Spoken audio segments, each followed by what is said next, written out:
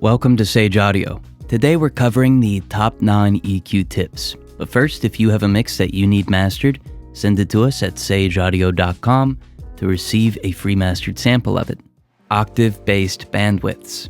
When equalizing, it's important to know how to create a more musical sound. One of the best ways to do this is to base the bandwidth of your EQ curves on octaves. For example, the Q value of one octave is 1.414. This works well on your fundamental frequency. Multiply this by a little over 2 to get smaller bandwidths. For example, 2.871 is 1/2 octave, and so on. Let's take a listen.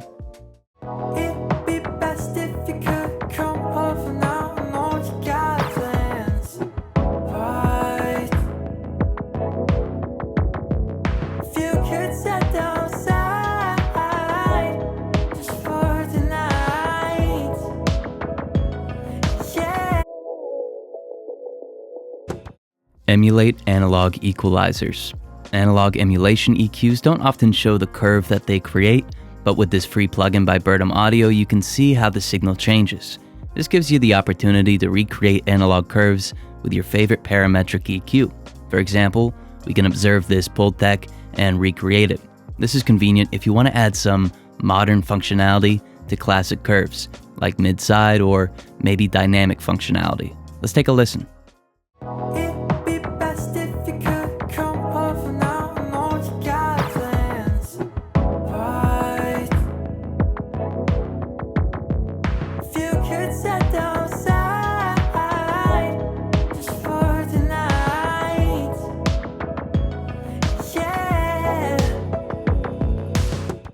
What is linear phase?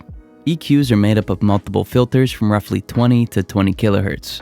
When we alter the response in a zero latency EQ, these filters can conflict with one another, causing constructive and destructive interference amongst them. This isn't an issue with linear phase, since all filters are identically delayed. This is particularly useful on low frequencies, where octaves are closer together. Since this delay needs to be compensated for, it can cause issues with your track's transients, so best to use as low of a delay as possible. Let's take a listen to linear phase versus zero latency.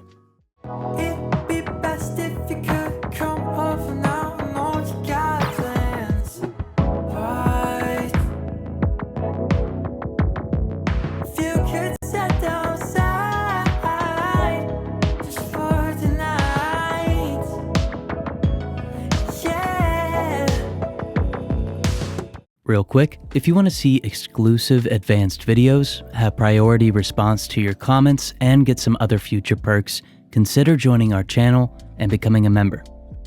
Boost sub with EQ. If you're working on pop or hip-hop or any genre where sub-frequencies are important, know that these are located between 20 and 60 Hz more or less. Now, if you boost these frequencies with a high dB per octave sloped band, you can greatly improve your sub-frequencies. Use a low latency linear phase setting when doing this for the reasons that we just discussed. Let's take a listen.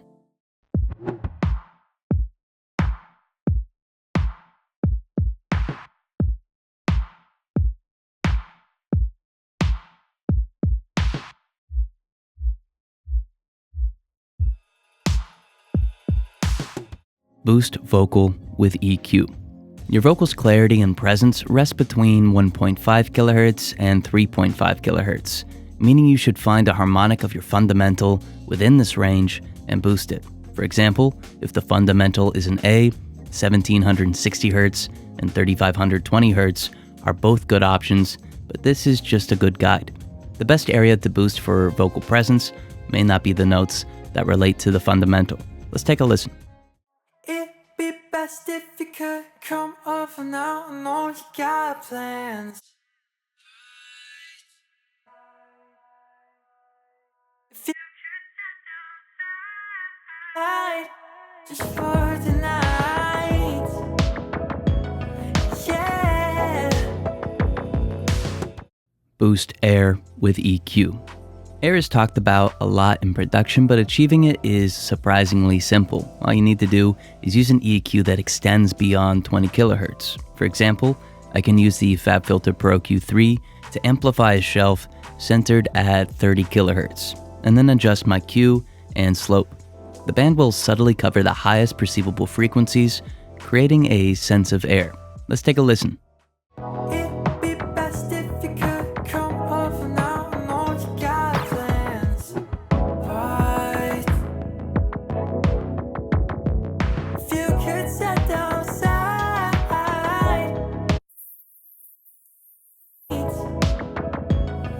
yeah. Control dynamics with EQ.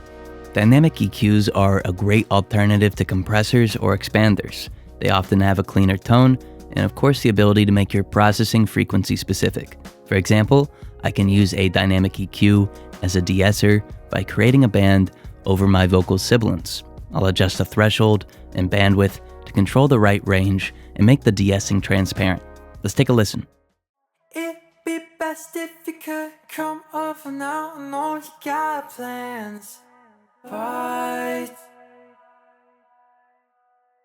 If you could set down side, right?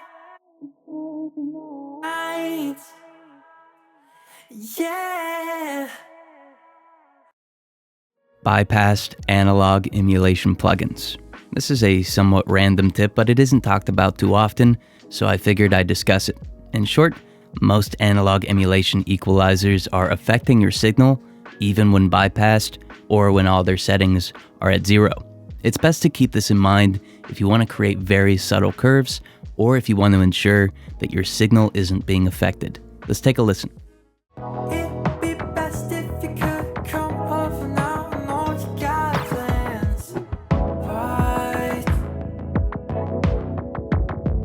If you could set down side just for tonight, yeah. Increase perception of fundamental. If you increase the amplitude of your harmonics, you can achieve a psychoacoustic effect in which the fundamental frequency becomes easier to perceive, which is beneficial for a few different reasons. To do this, know the note of your fundamental and then subtly boost each octave note above it.